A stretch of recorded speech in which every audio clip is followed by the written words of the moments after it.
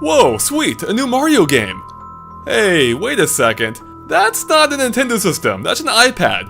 Whoa, Mario's running by himself. I'm not even touching anything. There's clearly only one explanation here. My iPad's possessed. Okay, so clearly Super Mario Run isn't your typical Mario game, even though it may look like one. By taking away all direct control of Mario besides jumping, it puts a focus squarely on platforming, or more specifically, precision timing. If you need to bounce off an enemy to reach a high area, you'll have to plan your jump in advance in order to stick the landing, as there are no redos here. And you'd better keep a close eye out for those collectibles, as there's almost no turning back if you pass one up, unless there happens to be a wall nearby for you to bounce off of. Even the original Super Mario Bros. Was more forgiving. Although, as a last resort, you can use up one of your lives to ride in the bubble backwards through the level a short ways. Now besides running automatically, the game throws a few other control curveballs too, such as how Mario will automatically vault over short enemies like Goombas and Koopa Troopas. But you can then jump off of them during the vault for added points and height. Furthermore, Mario will encounter several new kinds of blocks that directly impact his movement. Some bring him to a halt as soon as he steps on them, while others let him perform a long jump, whereas another kind will launch Mario backwards when he jumps. These blocks appear frequently and are an essential component of the levels, demanding split-second reactions of when and how to make use of them, especially when it comes to finding all the hidden coins. And just when you think you found all 5 coins in a level, a second and then a third batch of coins will open up, this time in harder to reach locations, complete as some course elements moved around. And it's those collectibles that are the real meat of the game's World Tour mode, because it only has 24 levels split among 6 worlds. And since each level only takes a couple of minutes at most to get through, you can blow through all 24 in just about an hour. And that even includes the first batch of collectible coins, as once I got used to the controls, I was able to grab all 5 during most of my first level playthroughs. But the second and third coin batches will tack on a couple of extra hours. Okay, so I've covered how the game plays, but how does it feel? Well, at first, it felt wrong.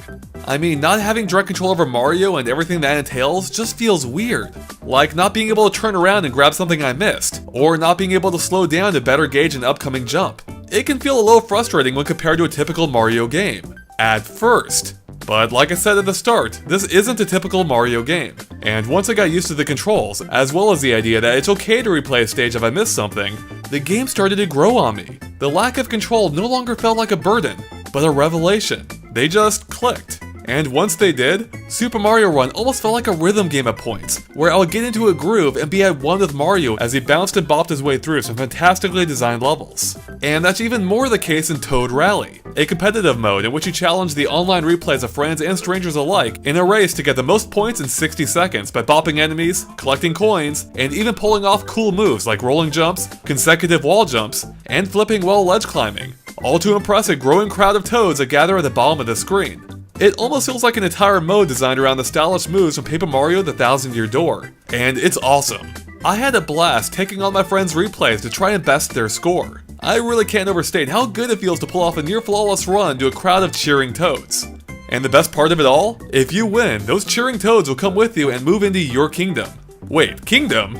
That's right, Super Mario Run's third mode, Kingdom Builder, is actually the first thing you'll see every time you start the game, as it exists on the main menu. And the more toads that move in, the more your kingdom will level up, unlocking the ability to purchase new decorations, buildings, and special structures using the coins you've earned in the other 2 modes. And you can plop those structures wherever you want to really make the kingdom feel your own. Now, while the decorations may just be for looks, the buildings and special structures can serve actual gameplay purposes. Build a Toad House to play a special minigame, or add a rainbow bridge to expand your kingdom to a whole new region. Heck, you can even build houses for other characters like Yoshi or Luigi to make them playable in World Tour and Toad Rally. And they even play differently too, such as with Yoshi's trademark Flutter Jump. Now, while you may not spend a ton of time in Kingdom Builder, it's a surprisingly fun addition that helps tie everything together, providing an incentive to keep playing the other 2 modes and unlock more cool stuff, like this pretty slick looking gold Mario statue. Yeah, my kingdom's got some bling. Super Mario Run's presentation in general is pretty solid, even if it is based around the extremely tired New Super Mario Bros. Theme. But reused assets aside, it generally looked pretty sharp on my iPad Pro's display, although I did notice the backgrounds looked a bit blurry when the camera zoomed in. The performance is also solid, with only occasional frame rate hiccups which are barely noticeable. As for the music, well, even though it is based around the same New Super Mario Bros. Tracks you've heard so many times now, it's actually been injected with a bit more bounce now thanks to a few new instruments. And I have to admit, it was actually kinda catchy.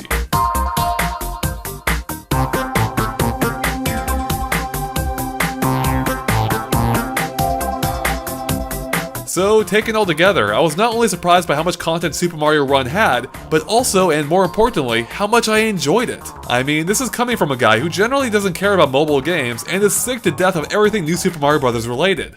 And yet, I couldn't put Super Mario Run down. I even had trouble finishing this review on time because I was so hooked.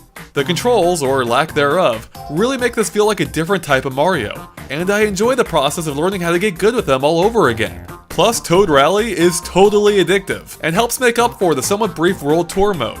In fact, Toad Rally is probably my favorite of the two modes. I just love impressing those gosh darn toads with stylish moves way too much. Add on to that a surprisingly rewarding Kingdom Builder mode, and you have a game that I liked a lot. Yeah, I didn't see that coming either.